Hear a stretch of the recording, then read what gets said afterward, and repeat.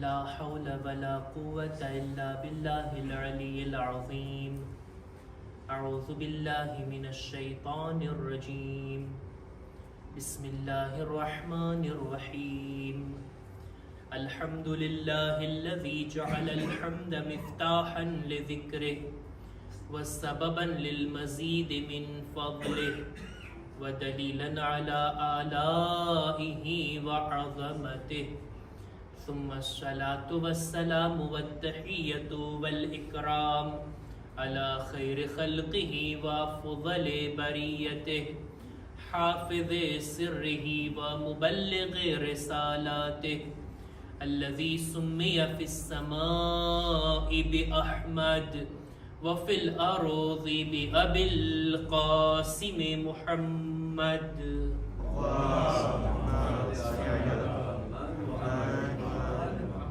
وعلى أهل بيته الطيبين الطاهرين المعصومين المظلومين ولعنة الله على أعدائهم أجمعين.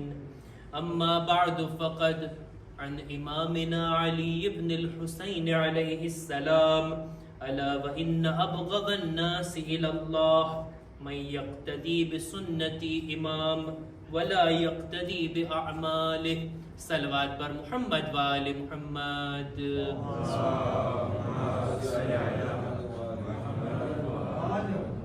एक वक्त साथी મળીને બાવાઝે બુલંદ સલવાત.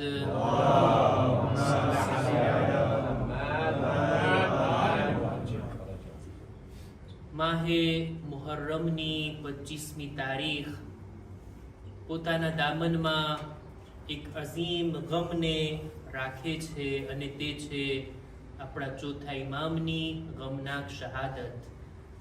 આપણે બધા આજની તારીખમાં યાદગારે કરબલા, કરબલાના વારિસ જો કરબલામાં મૌજૂદ હતા, કરબલાના મસાઈબને તેઓએ નજરે જોયા અને પોતાની જાતમાં મહેસૂસ કર્યા.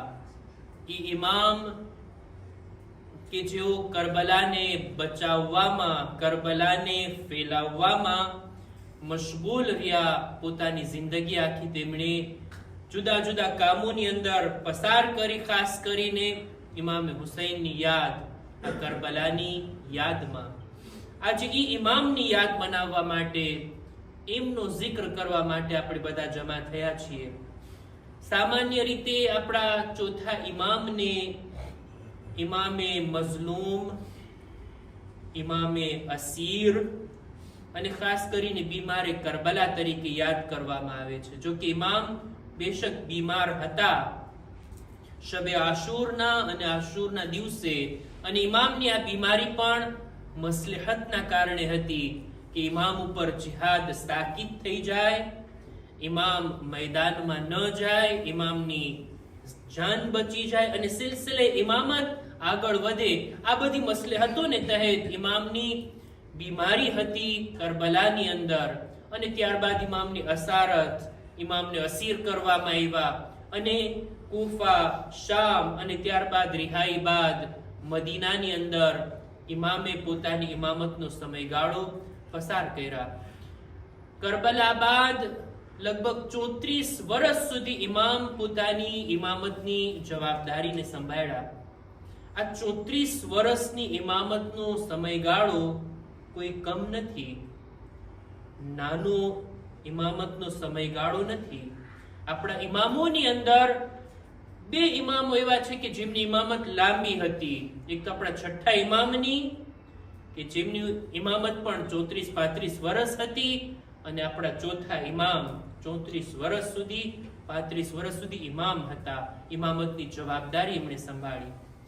છઠ્ઠા ઇમામે પોતાની ઇમામતની જવાબદારી નિભાવવામાં પોતાની ઇમામતના સમયગાળાની અંદર 4000 શાગીર્દોની તરબિયત કર્યા. આટલી બધી હદીસો ઇમામની આપણી સામે આવી. પણ ચોથા ઇમામનો જમાનો, ચોથા ઇમામની ઇમામતનો સમયગાળો, ઇમામે પોતાની આ ઇમામતની મુદ્દતમાં કયા કયા કામો કર્યા, મારે જરાક એના બારામાં આજની આ મુખ્તસર મજલિસની અંદર બયાન કરવું છે. ચોથા ઇમામની જિંદગીને જ્યારે જોવામાં આવે તો મહત્વના એવા કામો ઇમામે કર્યા છે કે જેનો અસર એમના જમાના બાદ આપણને જોવા મળે છે. પાંચમા અને છઠ્ઠા ઇમામના જમાનામાં અને ત્યાર પછીના જમાનામાં ચોથા ઇમામની મહેનતનો અસર હતો કે પાંચમા ઇમામ અને છઠ્ઠા ઇમામ આટલા બધા શાગીર્દોની તરબિયત કરી શકે, આટલા બધા અસહાબની સામે પોતાના ઇલ્મને દિલ ખોલીને દુનિયાની સામે રાખી શકે. મહત્વના 4 કામો આપણા ચોથા ઇમામની જિંદગીમાં. આ વાતોને જે હું બયાન કરું છું ત્યાંથી રજૂ કરું છું એ પણ બતાવતો જાઉં. સામાન્ય રીતે ઇમામોના બારામાં જે આપણી ઇમેજ હોય, ઇમામના બારામાં જે આપણે વિચાર કરતા હોય અને જેટલું આપણે સાંભળ્યું હોય એ પ્રમાણે આપણે ઇમામની જિંદગીને જોતા હોય, પણ જ્યારે કિતાબોમાં જોવામાં આવે, જ્યારે ઉલમાએ લખેલી વાતોને વાંચવામાં આવે ત્યારે ખબર પડે કે ના, ઇમામની ઇમામત એમ નહોતી જેમ આપણે સાંભળ્યા છીએ અથવા આપણે વિચારતા હતા. આજથી 30-35 વર્ષ પહેલા લેબનાનની અંદર એક કોન્ફરન્સ થઈ ચોથા ઇમામના બારામાં, અને એની અંદર અલગ અલગ ટોપિક ઉપર જુદા જુદા આલિમોએ આર્ટિકલ લેખ લખ્યા, નાની નાની કિતાબો લખી એક ટોપિક ઉપર, અને એની અંદર ઘણી બધી વાતો આપણા ચોથા ઇમામના બારામાં પેશ કરવામાં આવી. બધા લોકો જે ટોપિક ઉપર લખતા હતા પહેલેથી એલાન કરતા હતા, હું આ ટોપિક ઉપર લખીશ, હું આ ટોપિક ઉપર કિતાબ લખીશ, આ ટોપિક ઉપર મારું બયાન રહેશે, આ ટોપિક ઉપર હું ચર્ચા કરીશ. અલગ અલગ ટોપિક બધાએ લીધા, અને દેખીતી વાત છે ઇમામના વિશે જેવી ઇમેજ હતી લોકોની નજરમાં એ રીતના એ લોકોએ લીધા કે ઇમામની બીમારી, ઇમામની ગુરબત, ઇમામની મુસીબત, ઇમામનું ગિરિયા, ઇમામતના સમયગાળામાં દુઆઓ કરવું, ઇમામની તિલાવત, ઇમામના હજ, ઇમામની ઇબાદત, ઇમામના સજદા, આ બધા ટોપિક હોય ને ચોથા ઇમામ વિશે જ્યારે આપણે કઈ લખીએ તો આ જ બધી વાતો લખવામાં આવે. એક આલિમે દીને જ્યારે આ બધું જોયું ત્યારે કહે છે કે ના, ફક્ત એક જ બાજુથી ના જોવામાં આવે, ચોથા ઇમામની જિંદગીને દરેક બાજુથી જોવામાં આવે, દરેક દિશાથી નજર નાખવામાં આવે. એક કામિલ અને પૂરેપૂરી નજરથી ઇમામની જિંદગીને જોવામાં આવે. ફક્ત ઇમામની ઇબાદતને જોશું, ઇમામની બીમારીને જોશું, ઇમામ કૈદી અને અસીર હતા એને જ જોશું, તો બીજી બધી ઘણી બાબતો છે ઇમામની જિંદગીમાં, આપણા ચોથા ઇમામની હયાતમાં કે જેનાથી આપણે ગાફિલ રહી જશું. એક બુઝુર્ગ આલિમે દીને એક ટોપિક લીધું, કે છે કે ના, હું એક એવી કિતાબ લખીશ કે જેમાં અલગ અલગ એંગલથી આપણે ઇમામની જિંદગીને જોશું. કિતાબનું નામ પણ રાખ્યું જિહાદુલ ઇમામ સજ્જાદ અલૈહિસ સલામ. એક સલવાત પર મુહમ્મદ વ આલે મુહમ્મદ.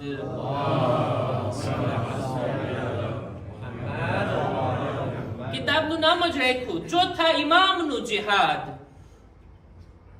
એક આલિમે દીન હતા સૈયદ મોહમ્મદ રઝા હુસૈની જલાલી, એમણે ખુદા જઝાએ ખૈર આપે આલિમે દીનને.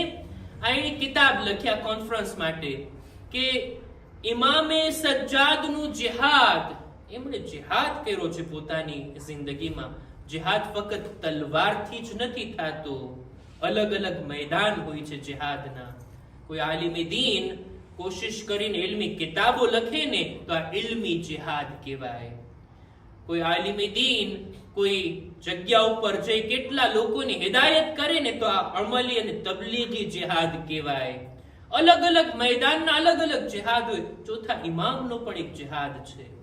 જુદા જુદા મોકા ઉપર ચોથા ઇમામે એટલી કોશિશો કરી, એક્ટિવ હતા, ફઆલ હતા, અનેક કામો ચોથા ઇમામે કર્યા છે. પોતાની આ કિતાબમાં તેઓ લાવે છે. જ્યારે અમે કુમમાં પડતા ત્યારે મોકો મળ્યો તો આખી કિતાબનો મેં મુતાલિયો કર્યો. એની અંદરથી અમુક બાબતોને આજની મજલિસમાં હું રજૂ કરવા માંગુ છું કે આપણા ચોથા ઇમામે પોતાની જિંદગીમાં જે મહત્વના કામો કર્યા છે ને તે આ. સૌથી પહેલું કુરાને મજીદની તાલીમાતને ફેલાવવું. કુરાનની તિલાવત, ન ફક્ત તિલાવત, કુરાનની તફસીર, કુરાનના ઇલ્મને લોકોની દરમિયાન ફેલાવવું. આ ચોથા ઇમામનું એક મહત્વનું કામ છે.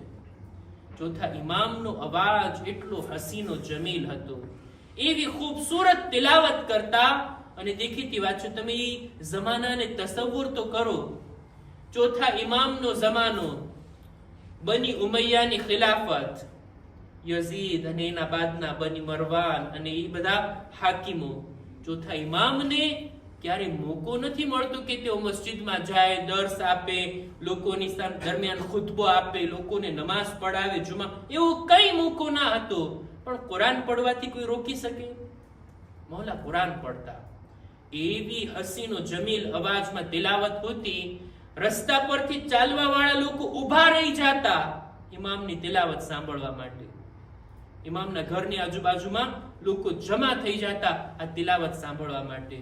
હજમાં પણ જાતા તો કુરાન પડવા વાળા કાર્ય કુરાન ઇમામની સાથે સાથે હોતા, આખો કાફલો સાથે જાતો. ઇમામ કુરાનની ફઝીલતને પણ બયાન કરતા કે જો કુરાન અલ્લાહનો એક ખજાનો છે, જ્યારે આ ખજાનો ખુલે ને ત્યારે મુમિનને જોઈએ કે એમાં નજર નાખે કે શું શું છે. કુરાનની તિલાવત કરવામાં આવે. ઇમામ પોતે બયાન કરે છે, જે કોઈ મક્કાની અંદર આખું કુરાન ખત્મ કરે ને તો મરવા પહેલા જન્નતમાં પોતાની જગ્યાને જોઈને પછી આ દુનિયાથી જશે. કુરાનની આટલી ફઝીલતો બયાન કરતા. આટલું જ નહીં, જુદા જુદા મોકા ઉપર કુરાનની આયતોની તફસીરને મૌલા બયાન કરતા. એક આયતની અંદર ખુદાએ કુરાનમાં ફરમાવ્યું છે ને બની ઇસ્રાઈલના બારામાં, કે બની ઇસ્રાઈલના લોકોને ખુદાએ ના પાડી હતી કે શનિવારના તમે માછલીનો શિકાર ના કરો, માછલી ના પકડો. આ લોકો ના મહિના કે છે ના, શનિવારના જ વધારે માછલી આવે છે ને અમારે પકડવી છે. ખુદાની આ નાફરમાની કર્યા, ખુદાએ એમને સજા આપી. એમના ચહેરાને જાનવરની શક્લમાં બદલી નાખ્યા. કુરાનમાં છે ને, કુરાનની આ આયત છે. આ આયત વિશે તફસીર બયાન કરતા કરતા ઇમામ કુરાનને તો બયાન કરે છે, તફસીરની સાથે તત્બીક પણ કરે છે. ઇમામ આ રીતના કહે છે કે ખુદાએ બની ઇસ્રાઈલને માછલીનો શિકાર કરવાના બદલામાં એના ચહેરાને મસ્ખ કરી નાખ્યા. જો કોઈ આલે મુહમ્મદને કત્લ કરે તો એના કાતિલોનો શું અઝાબ હશે, એને આખિરતની અંદર શું સજા મળશે. આ રીતના વિચારવાના મોકા ઇમામ આપતા. કેટલા બધા નમૂના આ આલિમે દીને પોતાની કિતાબમાં લખ્યા છે. બસ આ એક બે નમૂનાને બયાન કરીને હું વાતને આગળ વધારું. અલગ અલગ ટોપિક ઉપર, અલગ અલગ મૌઝુ ઉપર જ્યાં પણ મોકો મળતો ઇમામ કુરાનની આયત, કુરાનની તિલાવત, કુરાનની તફસીર અને લોકોને હિદાયત કરતા. આ શામના બાજારની અંદર જ જ્યારે એક બૂઢો માણસ ઇમામના કાફલા પાસે આવીને કહે છે કે ખુદાનો શુકર જેણે અમારા બાદશાહને, ખલીફાને જીત આપી, ફતેહ નસીબ કરી અને તમોને કત્લ કર્યા. જ્યારે આમ બોલતા જોઈએ ત્યારે ઇમામ એનાથી સવાલ કરે છે કે એ બુઝુર્ગ, તમે કુરાન પઢ્યા છો? એ છે હા, હું કુરાન પઢું છું. કુરાનને તમને શું લેવા દેવા? ત્યારે ચોથા ઇમામ 4 આયતોની તિલાવત કર્યા. આયતે તત્હીર, આયતે મવદ્દત, આયતે ઝવિલ કુરબા અને ખુમ્સની આયત. 4 આયતની ઇમામ તિલાવત કર્યા અને ફરમાવે છે આ આયતોમાં અહેલે બૈત અને કુરબા જેનો જિક્ર થયો છે ને, એ અહેલે બૈતના સગાવાલા અમે છીએ. અમે છીએ અહેલે બૈત, અમે છીએ રસૂલના ફેમિલી, જેના બારામાં આ આયતો નાઝિલ થઈ. જ્યારે ઇમામનું આ બયાન સાંભળે છે સામેવાળો, હિદાયત પામી જાય છે અને ઈ જે શુક્ર કરી રહ્યો હતો હવે ખુદાની બારગાહમાં તૌબા કરે છે. ખુદાયા, તારી બારગાહમાં તૌબા કરું છું, આ અહેલે બૈતના કાતિલોથી હું બેઝાર છું. યઝીદને જ્યારે ખબર પડી ત્યારે આ બુઝુર્ગને પણ કત્લ કરાવી નાખ્યો છે. આ રીતના કુરાન મજીદની તિલાવત, કુરાનની તફસીર, કુરાનની તાલીમને ઇમામ સમાજની અંદર આમ કર્યા. આ પહેલું કામ ઇમામનું મહત્વનું. બીજું કામ આપણા ચોથા ઇમામની જિંદગીમાં દેખાય છે તે આ કે લોકોને દુઆ કરવાનો સિલસિલો, દુઆ કરવાનો સલીકો તાલીમ આપ્યા. ખુદાની બારગાહમાં કેમ દુઆ કરવામાં આવે, ખુદાની બારગાહમાં કેમ કોઈ ચીજને માંગવામાં આવે, આ શબ્દો ઇમામે શીખાડ્યા છે. એક અહેલે સુન્નત આલિમે દીને બહુ સારી વાત લખી પોતાની કિતાબની અંદર, કે છે કે 3 બાબતો એવી છે ને કે જેના માટે 3 હસ્તીઓના એહસાન છે આપણા ઉપર. સૌથી પહેલા અલ્લાહની તૌહીદ, ખુદાને ઓળખવો હોય ને, ખુદાની મારિફત મેળવવી હોય ને, તો મૌલા અલીનો એહસાન છે કે નહજુલ બલાગા જેવા ખુતબા એમણે બયાન કર્યા. તૌહીદના બારામાં મૌલા અલીનો એહસાન. કુરબાની આપવામાં, શુજાઅત બતાવવામાં ઇમામ હુસૈનનો એહસાન છે કે એવી કુરબાની આપીને આપણને નમૂનો પેશ કર્યા છે, નમૂનો તાલીમ આપી ગયા.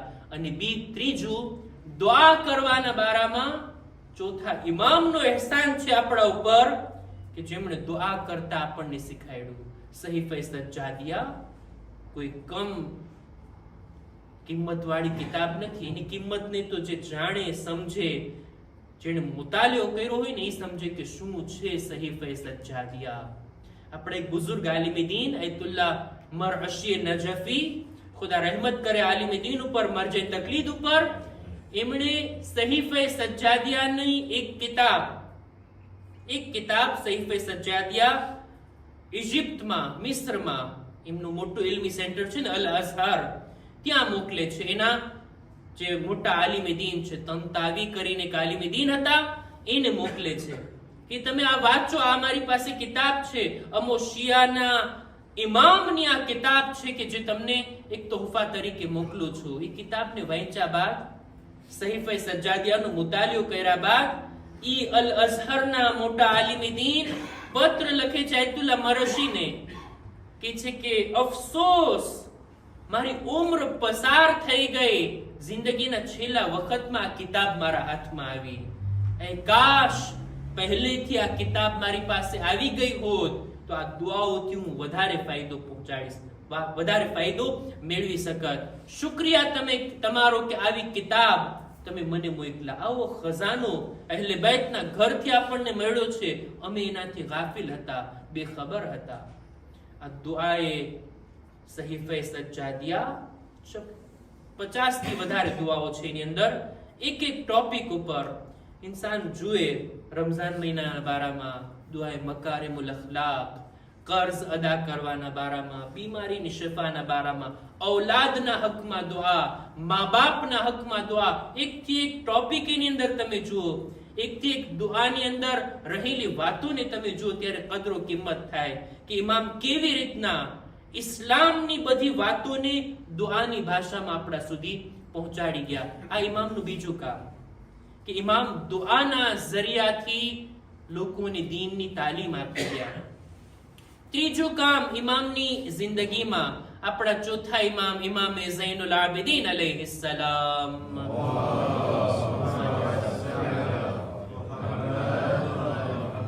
એમનું કામ આ હતું કે દેખીતી વાત છે, એમના જમાનામાં એમના ખાસ ચાહવા વાળા, એમના અસહાબ, એની સંખ્યા ઘણી ઓછી હતી.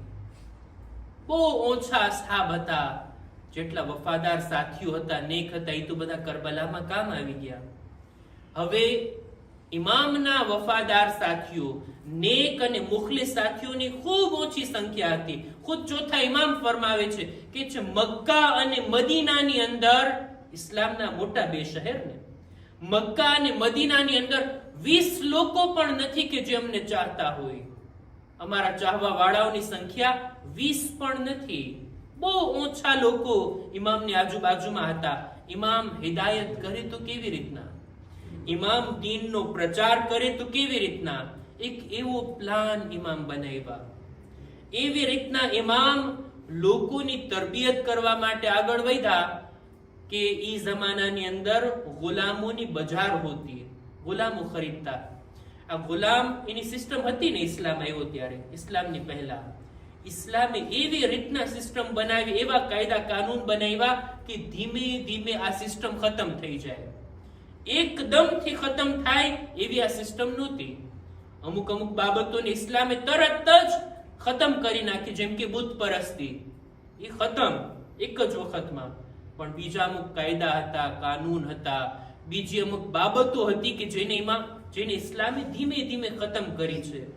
ગુલામ આઝાદ કરવાની એક સિસ્ટમ, કેટલા કફારા, કેટલા અમુક સજાઓની અંદર એમ છે કે તમે ગુલામને આઝાદ કરો. અને એક એક કરતા ગુલામ આઝાદ થતા જતા અને આ રીતના સિસ્ટમ ખતમ થતી. ઇમામ પણ બજારમાં જતા, ગુલામોને ખરીદીને પોતાના ઘરે લાવતા, એમને સાચવતા, નહીં કે એની પાસે કામ કરાવવા માટે નહીં, એમને લાવતા, એની તરબિયત કરતા, એની દીનની તાલીમ આપતા, કુરાન શીખાડતા. 1 વર્ષથી વધારે કોઈ ગુલામને પોતાના ઘરે ના રાખતા. અને શબે ઈદે ફિત્રની અંદર આ બધા ગુલામોને એક સાથે આઝાદ કરી દેતા. ઇમામના હાથે તરબિયત પામીને, ઇમામની બાજુમાં રહીને, ઇમામના ઘરમાં રહીને દીનની તાલીમ શીખે, કુરાન શીખે, અહેકામ અને મસાઇલ શીખે અને ત્યારબાદ સમાજમાં આઝાદ ઇન્સાનની માફક જિંદગી જીવવા લાગે. આ ઈ લોકો હતા કે જે 5મા ઇમામ અને 6ઠા ઇમામના જમાનામાં સારા સારા નેક આલિમ અસહાબ બનીને આગળ આવે છે. ઇમામનું એક કામ આ હતું, ગુલામોને ખરીદતા, તરબિયત કરતા અને આઝાદ કરી દેતા અને સમાજની અંદર નેક ઇન્સાનોને તરબિયત કરીને મોકલતા. અને આ રીતના ઇમામે દીનની વાતોની, હિદાયતની વાતોનો બંદોબસ્ત કર્યો, એને પ્રચાર કરવાનો. અને ચોથું કામ આપણા ચોથા ઇમામનું, તે છે કરબલાના બનાવને જીવંત રાખવું. આ મહત્વનું કામ છે ચોથા ઇમામનું.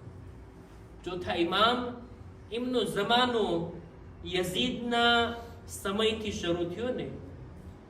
હિજરી સન 61 અસરે આશુરથી ઇમામની ઇમામતની શરૂઆત થઈ. હિજરી સન 95 સુધી આ સમયગાળાની અંદર શું આ રીતના, જે રીતના આપણે અઝાદારી કરીએ છીએ, ઇમામે અઝાદારી કરી શકતા હતા? અત્યારે આપણે લોકો જેમ ઝિયારતમાં જઈએ છીએ એમ ઝિયારત કરી શકતા હતા? જેમ આપણે માતમ કરીએ છીએ, જેમ આપણે મજલિસો કરીએ છીએ, જેમ આપણે જુલુસ અને અઝાદારી નો સિલસિલો કાયમ કરીએ છીએ, ઇમામ કરી શકતા? હરગીઝ નહીં, આવું હતું જ નહીં. કેવી રીતના ઇમામ કરબલાની યાદને સજીવન રાખે, કેવી રીતના ઇમામ કરબલાના પૈગામને પહોંચાડે. એટલે જ એક એક મોકા ઉપર કોઈ દિવસ ખાલી ના જાતું કે ઇમામ કરબલાને યાદ ના કર્યા હોય. લોકોની દરમિયાન બેઠા હોય, પ્યાસ લાગે ને પાણી સામે આવે, ઇમામ રડી પડે, આંસુ વહાવે. અસહાબ પૂછતા શું થયું? કે છે કરબલાની પ્યાસ યાદ આવી ગઈ. વુઝુ માટે પાણી આવતું, ઇમામ રડી પડતા. દસ્તરખાન ઉપર બેસતા, રોઝો ખોલતી વખતે ઇફતાર ટાઈમ ઇમામ ગિરિયા કરતા. રસ્તા ઉપર જાનવરને ઝિબાહ કરતા જોઈ ઇમામ ત્યાં ઉભા રહી જતા, અને પાણી પીરાયું કે નહીં. અને આ રીતના ભર બજારમાં ઇમામે હુસૈનની શહાદતને યાદ કરતા. એક એક મોકા ઉપર મસ્જિદની અંદર બેઠા છે, અમુક બાળકોને જુએ છે, બાળકો આવી રહ્યા છે, એને જોઈને ઇમામ રડી પડતા, ગિરિયા કરતા. શા માટે રડો છો? કે જાણો છો આ બાળક આવી રહ્યું છે, કોણ છે? મારા ચચા અબ્બાસનો ફરઝંદ છે. અને જનાબે અબ્બાસને યાદ કરીને ઇમામ રડી પડતા, આંસુ વહાવતા. અને એવી રીતના ઇમામ બયાન કરતા કે લોકો ઉત્સુકતાની સાથે સાંભળતા. ઇમામ ફરમાવતા રડતા રડતા કે 3 દિવસ અમો અહેલે બેત માટે ખૂબ સખ્ત હતા. એટલે બધાના દિલમાં સવાલ થાય મસ્જિદમાં, મૌલા 3 દિવસ કયા કયા જો અહેલે બેત માટે આટલા સખ્ત હતા? કે સૌથી પહેલા જંગે ઉહુદનો દિવસ, કે જ્યારે રસૂલુલ્લાહના ચાચા શહીદ થયા, જનાબે હમઝા, એમની શહાદતને બયાન કરતા. બીજો દિવસ જંગે મૌતાનો દિવસ, કે જેમાં મારા બાબાના ચાચા જનાબે જાફરે તૈયાર શહીદ થયા, એમની યાદ મનાવતા, એમનો જિક્ર કરતા. અને પછી કહેતા લા યૌમા ક યૌમિકા યા અબા અબ્દુલ્લાહ. અને કરબલા જેવો ગમનાક દિવસ બીજો કોઈ નથી, જ્યારે અમારા ચાચાની શહાદત થઈ, જનાબે અબ્બાસ, એમની યાદ કરતા, એમની શહાદતને યાદ કરતા અને ઇમામે હુસૈન ઉપર ગિરિયા કરતા. આ રીતના અલગ અલગ મોકા ઉપર, જુદી જુદી જગ્યા ઉપર કરબલા, હંમેશા કરબલાને યાદ કરતા. સજદો કરવો છે તો પણ ખાકે કરબલા ઉપર, તસ્બીહ હોય તો પણ ખાકે કરબલાની તસ્બીહ. ઇમામને અવારનવાર કરબલા તરફ રૂખ કરી અને ઇમામની શહાદતને યાદ કરતા. બજારમાં એક માણસ પસાર થાય છે, ગરીબ ઇન્સાન છે, લોકો પાસેથી માંગી રહ્યો છે, મદદ માંગી રહ્યો છે. ઇરહમુની અના રજુલુન ગરીબ, એ લોકો મારા ઉપર રહેમ ખાઓ, હું તમારા ગામનો નથી, હું ગરીબુલ વતન છું, મારી મદદ કરો. મદીનાના બજારમાં ઇમામ એને જોયા. ઇમામ એને કહે છે, ભાઈ તું બેશક જરૂરતમંદ છો, ગરીબુલ વતન છો, પણ આટલું મને કહે, જો તને અહીંયા ગુરબતમાં મૌત આવી જાય, શું તારું બદન ગુસ્લો કફન વગર કે દફન થયા વગર રહેવાનું છે? એ માણસ કહે છે, મૌલા બને જ નહીં ને એવું, મુસલમાનોના ગામમાં મને મૌત આવે, કોઈ મને ગુસ્લો કફન ના આપે, કોઈ મને દફન ના કરે. ત્યાં જ ઇમામ કરબલાનો રૂખ કરીને રડવા લાગે છે. એ બાબા, આ ગરીબુલ વતન ફકીરને પણ આટલું ઇત્મીનાન કે મર્યા પછી ગુસ્લો કફન મળવાનું છે, કોઈને દફન કરશે. એ કેવા નામના મુસલમાનો હતા કે રસૂલના નવાસાને આ રીતના કત્લ કરી અને ગુસ્લો કફન આપવું તો દૂરની વાત, એમની લાશને પણ પામાલ કરી દેવામાં આવી. ઇમામ આ રીતના ગિરિયા કરતા કરતા, રડતા રડતા કરબલાને જીવંત રાખ્યા છે, કરબલાના બનાવને બાકી રાખ્યા છે. આ રિવાયતોને બયાન કર્યા છે જે કરબલાના જીવતા ગવાહ હતા, ત્યાં મોજૂદ ગવાહ હતા. એમણે આ બધી રિવાયતોને બયાન કરી. ઇમામે અહીંયા જ નહીં બલકે શામના ખુતબાની અંદર પણ પોતાના બાબાના મસાઈબને પડ્યા છે, અલગ અલગ વાતો બયાન કરી છે. અઝીઝો, આપણા ચોથા ઇમામ, એમને પણ અંતમાં ઝહેર આપવામાં આવ્યું, મસમૂમ કરવામાં આવ્યા અને ઇમામની તબિયત બગડવા લાગી. ઇમામ બિસ્તરે શહાદત પર છે. ઝહેરનો એવો અસર થઈ ગયો છે ઇમામના ઉપર કે ઇમામ હોશમાં આવે છે અને બેહોશ થઈ જાય છે. આપણા પાંચમા ઇમામનું બયાન એ છે, ઇમામ છેલ્લી વખત જ્યારે હોશમાં આવ્યા, સૂરે વાકિયાની તિલાવત કર્યા, દુઆઓ પડતા હતા, ખુદાને યાદ કરતા હતા અને અંતમાં છેલ્લી વસિયતો કર્યા બાદ ચોથા ઇમામની માંગણી આ હતી, એ મારા ફરઝંદ બાકીર, મને તું બિસ્તર પરથી ઉઠાવી જમીન પર લેટાવી દે. હું ચાહું છું મારી જિંદગીનો અંત જમીન પર આવે. મને નથી ખબર ઇમામે શા માટે આવી વસિયત કરી, પણ અજબ નહીં, ઇમામને છેલ્લી ઘડીએ પોતાના બાબાની હાલત યાદ આવી હોય. હાય, કત્લગાહમાં મારા બાબા જમીન પર છેલ્લો સજદો કરી રહ્યા હતા અને ઝિબા થઈ રહ્યા હતા. કરબલાનો એ મંઝર યાદ આવ્યો હશે કે ઇમામ છેલ્લી વસિયત કરે છે, મને જમીન પર લેટાવવામાં આવે. ખાલી જમીન પર ઇમામને લેટાવવામાં આવ્યા અને ત્યાં ઇમામની રૂહ બદનથી જુદા થઈ. અઝીઝો, ઇમામની શહાદત થઈ ગઈ. હવે ઇમામને ગુસ્લો કફન આપવાનો મોકો આવે છે. બસ અઝીઝો, આ મુસીબતની વાતને બયાન કરીને હું વાતને પૂરી કરું. આપણા ચોથા ઇમામ કરબલાના બનાવ બાદ 35 વર્ષ હયાત હતા. એમની આ જિંદગી પૂરી થઈ. એમની શહાદત બાદ જ્યારે એમને ગુસ્લ આપવાનો વખત આવ્યો ને, આ એવી મુસીબતની ઘડી હતી. અહેલે બેતના ઘરાનામાં 3 મોકા એવા છે કે જ્યારે ગુસ્લ આપનાર રડી પડ્યા. નહીતર ગુસ્લ આપનારનું કામ હોય, એનું દિલ સખ્ત હોય, મયતને ગુસ્લ આપી દેતા હોય, ઈ ના રડતા હોય. પણ હા, 3 મોકા એવા મુસીબતના મોકા, ગુસ્લ આપનાર રડી પડ્યા, બુલંદ અવાજથી ગિર્યા કર્યા. સૌથી પહેલા જ્યારે બીબી ઝહરા અને મૌલા અલી ગુસ્લ આપી રહ્યા હતા, એવી મુસીબત, એવા જખ્મો ઇમામને દેખાણા. ઇમામ દીવાર પર માથું રાખીને રડવા લાગ્યા.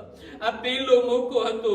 બીજો મોકો આપણને જિંદાને શામમાં દેખાય છે, જ્યારે નાની બાળકીને ગસ્સાલા ગુસ્લ આપી રહી હતી. રડતા રડતા બહાર આવી જનાબે ઝૈનબથી સવાલ કરે છે, એ બીબી, આ દીકરીને શું બીમારી હતી? એના બદનથી એનો લિબાસ ચોટી ગયો છે. જવાબ મળે છે આ દીકરીને કોઈ બીમારી ના હતી. હાય, એની પુષ્ટ પર એટલા ઘોડા વરસાવવામાં આવ્યા, એટલા તાજિયાના લગાડવામાં આવ્યા. આ જખમો છે કે એનો લિબાસ બદનની સાથે ચોંટી ગયો. અને ત્રીજો મોકો જ્યારે ચોથા ઇમામને ગુસ્લ આપવામાં આવ્યું, પાંચમા ઇમામ રડી પડ્યા, ગિરિયા કરવા લાગ્યા.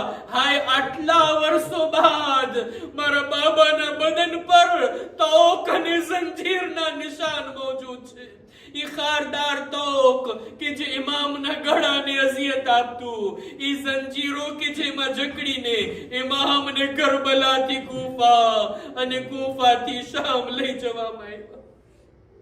અલા લعنતુલ્લાહ અલલ કૌમિ ઝાલિમીન وسيعلم الذين ظلموا أي منقلب ينقلبون. إنا لله وإنا إليه راجعون. ماتم حسين يا حسين.